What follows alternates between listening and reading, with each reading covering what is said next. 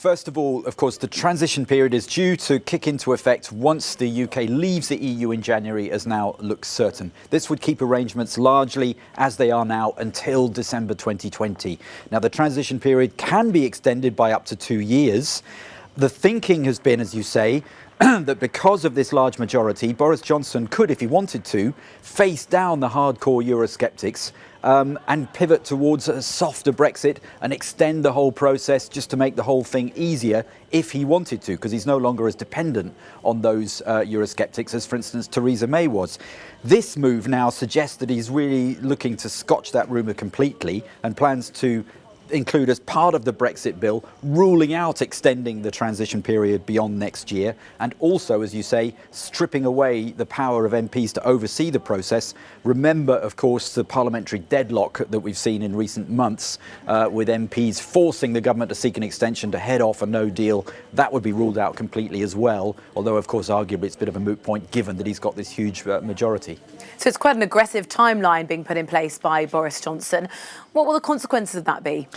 Well, first of all, it sends a clear message about the clarity of the type of Brexit deal that he's looking for.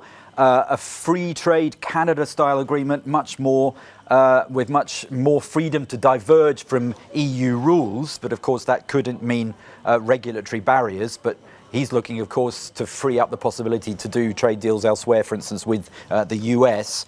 It also sends a message to Brussels, at least Boris Johnson hopes it'll do this, saying we're ready to leave with no trade deal at the end of next year. We've got to do it in 2020. If there's no trade deal, then the two sides would trade on World Trade Organization terms, and that would mean tariffs, quotas, barriers, supply trade disruption. It would hit both sides of the channel, but Boris Johnson's trying to send a message to the EU saying we're serious about this. Just one thing to qualify, of course, when we talk about no deal coming up in a year's time, it covers trade and other matters, but not things that are included in the divorce deal, things like citizens' rights, people, EU nationals in the UK, Britons on the continent, and arrangements for Northern Ireland. They're all protected under the divorce deal, which has the force of an international treaty.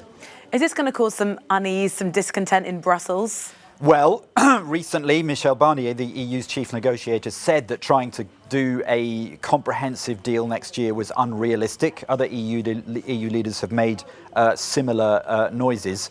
The challenge is enormous. It's not just trade. The whole future relationship has to be worked out. That includes things like security, data sharing, fishing. Boris Johnson says a fantastic deal can be done next year, but others think that's largely a real tall order, if not impossible. One thing to say, of course, is that Boris Johnson has made U-turns in the past. If he wanted to, he could change the law again in 6 months' time to extend it.